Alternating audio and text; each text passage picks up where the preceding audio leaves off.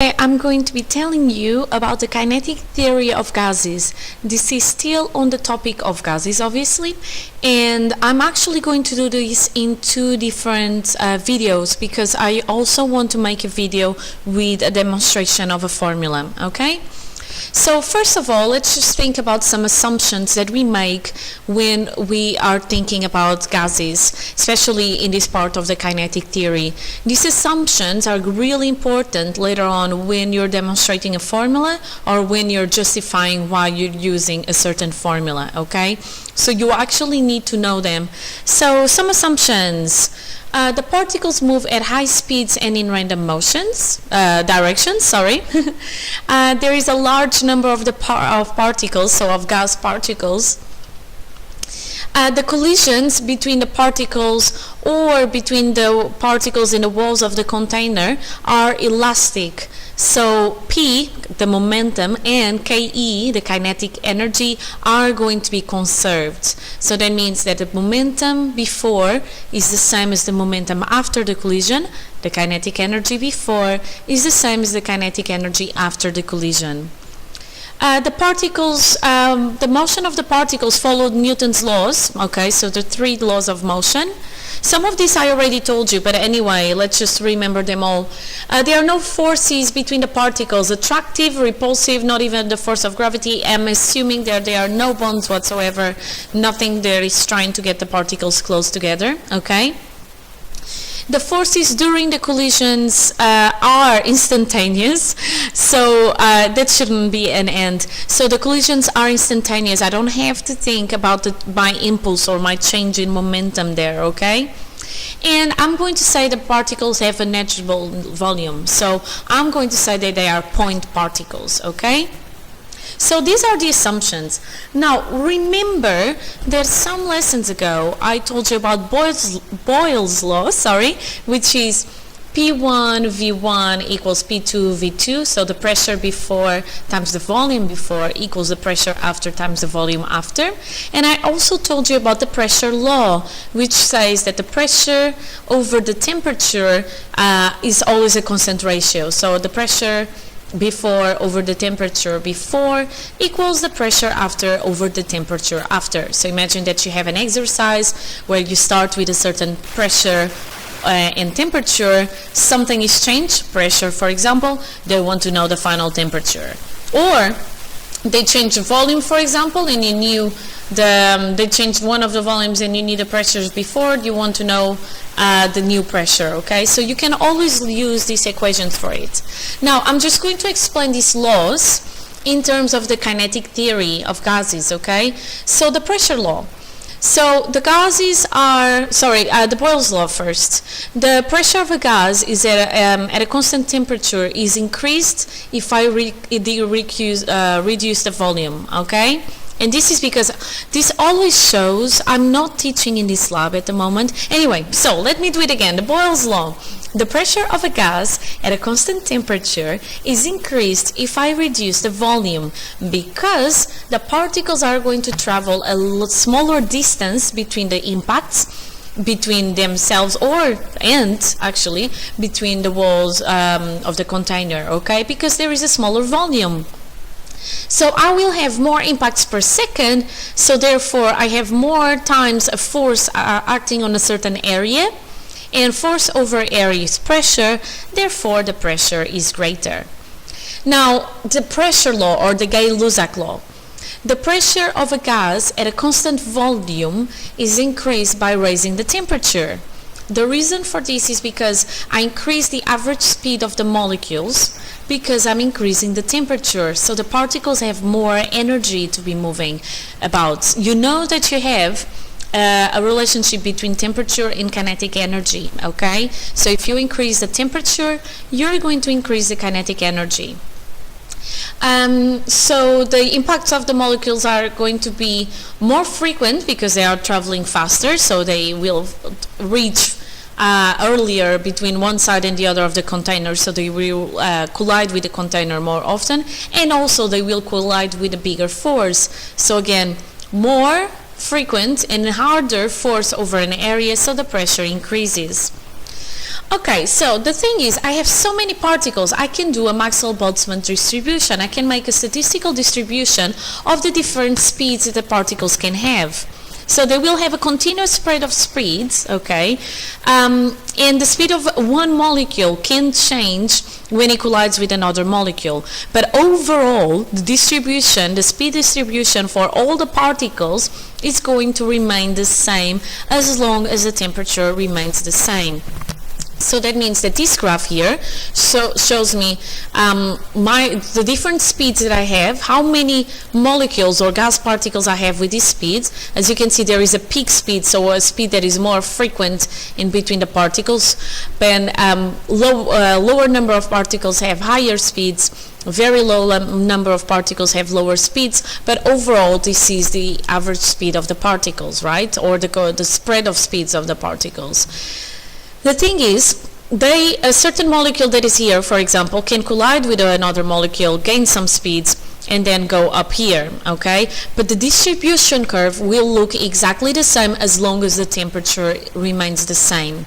If the temperature changes, then the curve changes, and you will see how it changes in a moment, okay? So, I have so many particles, I can calculate the root mean square of the molecules or of the particles. And this will be C for speed, root mean squared. And this is going to be equal to the speed of the first one squared plus the speed of the second one squared plus so on, so on, so on until I reach the n particles, so the speed of the nth particle squared. All of this divided by the number of particles, and all of these squared, so to the power of 1 over 2, okay? So this is how I can calculate the root mean square of the molecules. I always say root mean speed for some reason, but I could say it right this time, okay? So this is how I calculate it, alright? Now, if I raise the temperature, then what is going to happen is the molecules are going to move faster, right? So that means that the root mean square of the particles is going to increase. Now, I need to have the same area, and you know that I'm going to have an increase in temperature, so it means that more particles are going to be here on the higher speeds. So if I have a higher number of particles, and I need to get the same area of the curve, then that means that the distribution curve is going to become flatter. So it doesn't go as high in terms of number of molecules with a certain speed as with low temperature, and it becomes just like this, flatter, but the peak is at an average higher speeds, okay? And this is again because there are more molecules at higher speeds and I need to have the same area there. So here it is, lower temperature or low temperature if you want, higher temperature. So what happens is the peak increases in terms of speeds, the number for the speed increases with the increase of temperature, but the curve becomes flatter. So the peak doesn't go as high in terms of number of molecules with that particular speed. And this is because in average the speed of the molecules becomes higher, so I have more molecules here in this higher speeds, okay? Now, there is something as well that I can do, which is the kinetic theory equation, and that's the equation that I'm showing you there. It says that the pressure times the volume equals 1 over 3 of n, the number of particles, times m, the mass of the particles, times CRMS squared, which is the root mean square, okay? Now, we actually have to derive the kinetic theory equation, but this takes a long time and I actually need to write lots of formulas. So what I'm going to do is, I'm not doing it on this video. In this video you just believe me that that's the formula, and then the next video is going to be just about getting that formula right. And I'm going to do it on my way with lots of copy paste of the formulas so I don't take forever to write them down. And I'm also going to include a video of a person explaining how you get to the same formula. And then it's up to you which you believe that is better for you to memorize or to, well, to understand really. You cannot memorize it, you need to understand it. So I will do the deriving of the kinetic energy equation or the kinetic theory equation in another video, okay? Because nope, I don't have time for it to do it just right now, okay?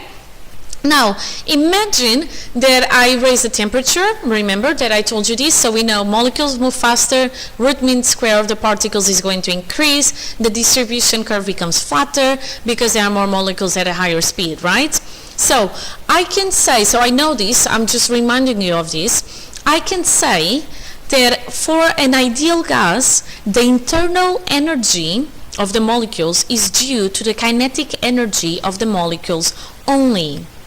So what I'm saying is that if I increase the temperature, I increase the internal energy of that gas. And it's only due to the increase of kinetic energy. If you remember some videos ago, I told you that the internal energy of a gas is the sum of the kinetic energy plus the potential energy. So why am I saying now that it's only due to the kinetic energy? The reason for that is because, remember, in our assumptions, we said there are no forces overall between the particles. So that means that I'm assuming the potential energy is zero. That means that if I increase the temperature, I increase my kinetic energy, and internal energy is only dependent on my kinetic energy, therefore my internal energy increases. So I can also calculate the mean kinetic energy of a molecule for a gas, okay?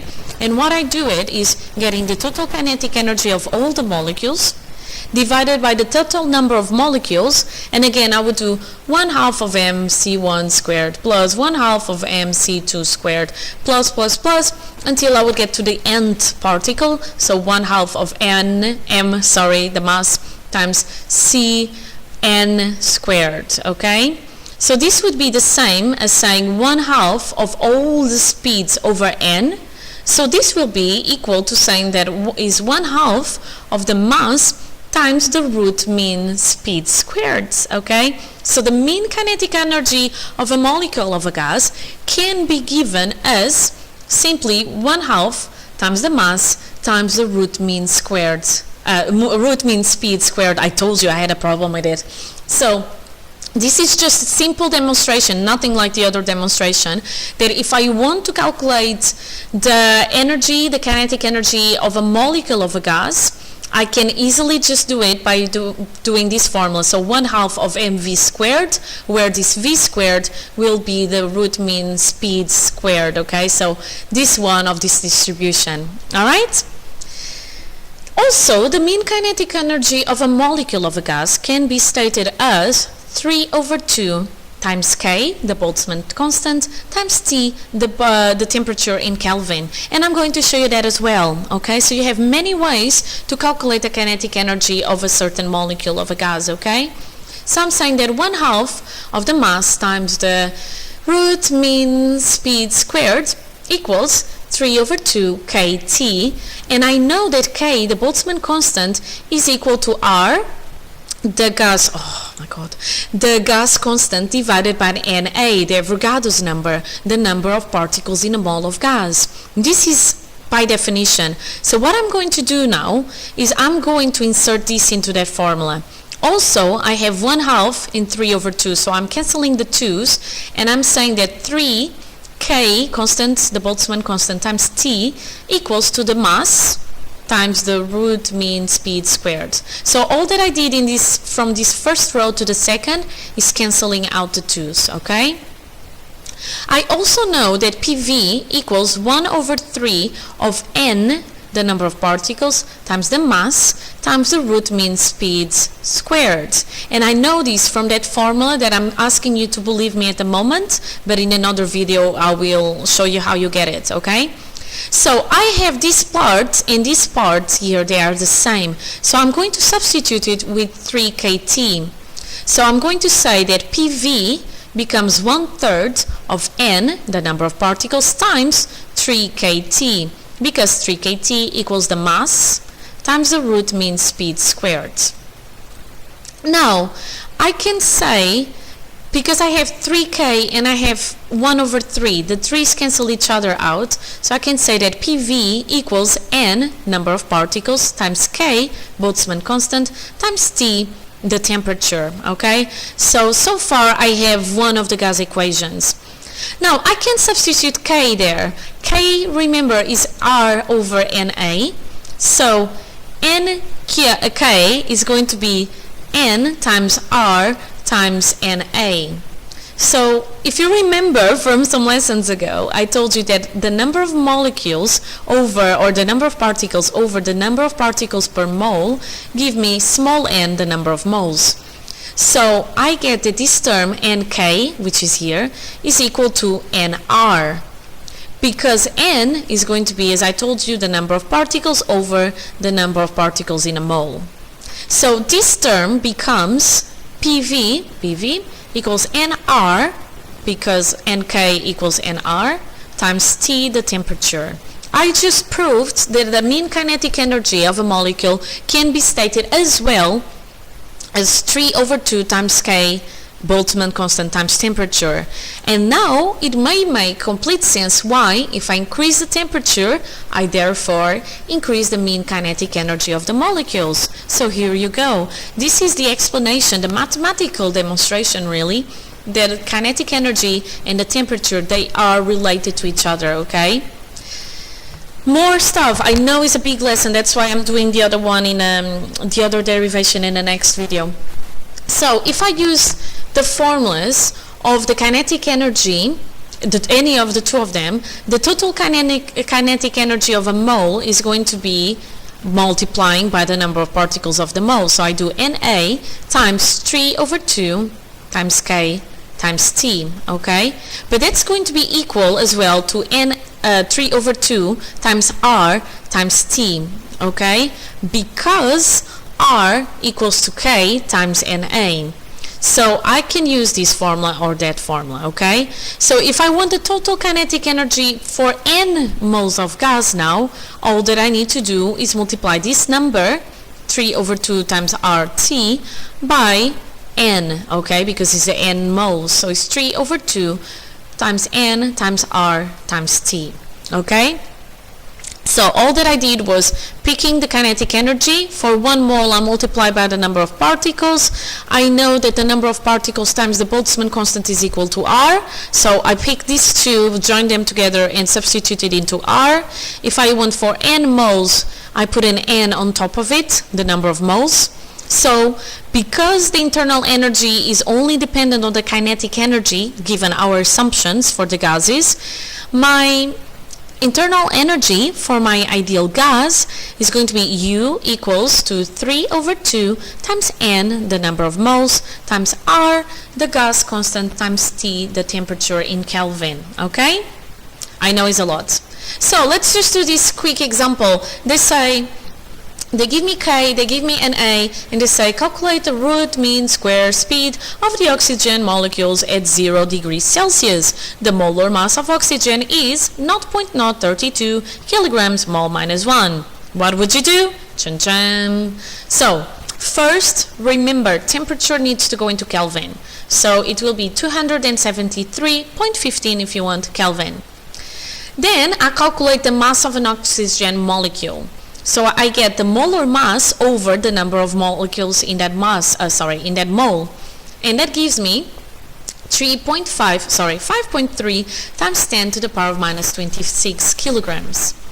Then I'm going to rearrange the formula of the kinetic energy. That tells me that 1/2 of the mass of the root mean speed squared equals 3 over 2 of the Boltzmann constant times the temperature. And I'm going to get it only to get my root mean squared. Can you imagine if I would have to add it up for all the molecules? No. So that's what I'm going to do here. So the 2 cancel out. I get 3 kT over m, right? So 3 times K, 1.38 times 10 to the power of minus 23 times T, the temperature in Kelvin, 273.15 if you want, divided by the mass, and that's the mass of an oxygen molecule, okay? So 5.3 times 10 to the power of minus 26. And how did I get the mass of the oxygen? By getting the molar mass, so how many kilograms I have per mole, divided by how many particles I have in a mole, okay? So the root mean square speeds, I always say it the other way around, is going to be the square root of 2.13 times 10 to the power of 5, and that's going to be 460 meters per second. Okay, to two significant figures. So this is the type of stuff you can do with these exercises, okay? There are some more exercises should you want to try them. This is from the AQA book.